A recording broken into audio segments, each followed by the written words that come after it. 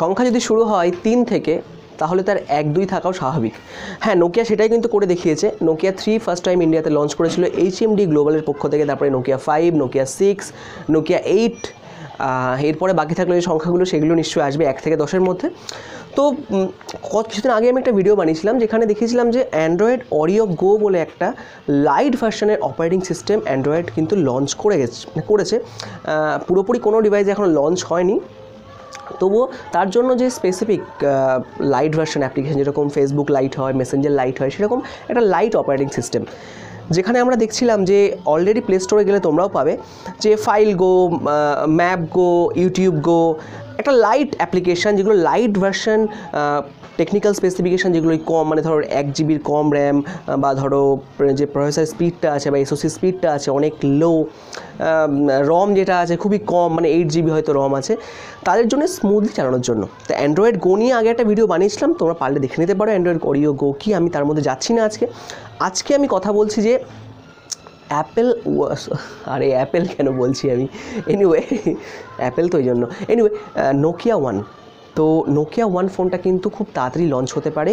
আমাদের দেশে কবে হবে ঠিক জানা নেই, কিন্তু হতে পারে, কারণ ইন্ডিয়ার মার্কেটটা এরকম যে কম দামের ফোন এর ওপর কিন্তু টার্গেট কাস্টমার বেশি থাকে। প্রথমে দেখো কয়টা লিক এসছে, কোনো রিউমার্স না, কিচ্ছু না, কটা ছবি এসে লিক এসছে।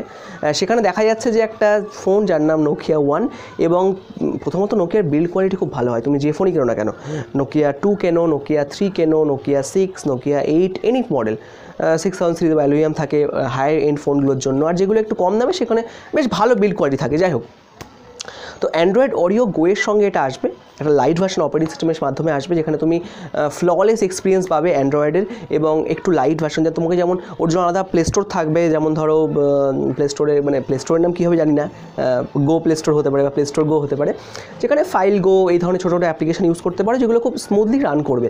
নাম্বার 1। নাম্বার 2, দেখো নোকিয়া 1 কবে লঞ্চ হবে অফিসিয়ালি কোনো ডেট নেই, তবে 19 তারিখে নোকিয়ার একটা ইভেন্ট রয়েছে, সেখানে হয়তো মেবি নোকিয়া 9 লঞ্চ হতে পারে। তো সেখানেও এটা আনভিল করতে পারে একটা একদম হায়ার এন্ড 9 থেকে 1, মানে এই ইমার্জিস মার্কেটটাকে বা এই টার্গেট কাস্টমারটাকে ধরার জন্য।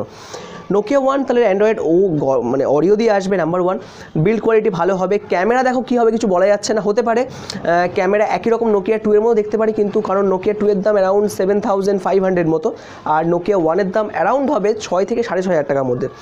ডিসপ্লে সাইজ আমার মনে হয় একই রকম থাকবে, আমার একটা নিজস্ব ওপিনিয়ন, কোনো এই সত্যতা আমি স্বীকার করছি না, কিন্তু আমি বলছি হতে পারে। সাইজ 5 ইঞ্চি হতে পারে, ফুল এইচডি ডিসপ্লে থাকবে, আর ওর সাথে আমরা পাবো 1 জিবি একটা র্যাম পাবো, র্যামটা কম হবে এখানে, আর প্রসেসর হয়তো 212 কোয়ালকম স্ন্যাপড্রাগন হতে পারে। প্রাইস কম হবে। অ্যান্ড্রয়েডের একটা মানে নোকিয়া প্রথম থেকেই বলে আসছে যে আমরা অ্যান্ড্রয়েডের একটা পিওর এক্সপিরিয়েন্স কাস্টমারকে দিতে চাই, দেখা যাক কতটা ভালো এক্সপিরিয়েন্স কাস্টমারকে তারা দিতে পারে। এবং নোকিয়া 1 যদি কম দামে লঞ্চ হয় তাহলে শাওমির যে প্রোডাক্টগুলো আছে, যেমন ধরো শাওমি রেডমি 4 বা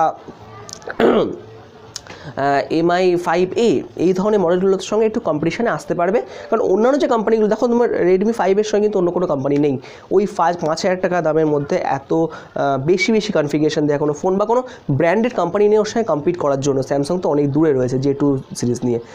সো এটাই ছিল ভিডিও নোকিয়া 1 সম্পর্কে। আমরা ওয়েট করছি কবে নোকিয়া 1 আসে এবং কতটা মার্কেট শেয়ার বাড়াতে পারে ইন্ডিয়াতে, সেটা উপরে নজর থাকবে আমাদের সবার। ভিডিও এটুকুই, ভালো লাগলে লাইক এবং শেয়ার করতে ভুলবে না, সাবস্ক্রাইব করে নাও, লাল বাটনটা প্রেস করো, সাপোর্ট করো, ভালোবাসো। খারাপ লাগলে ডিসলাইকও করতে পারো, কমেন্ট করে জানাতে পারো তোমাদের কী আরও দরকার বা কী ধরনের ভিডিও বা আমার কী ইমপ্রুভমেন্ট দরকার। দেখার জন্য ভিডিও অসংখ্য ধন্যবাদ, ভালো থাকবে, টেক কেয়ার, আবার দেখা হবে নতুন ভিডিওতে, বাই।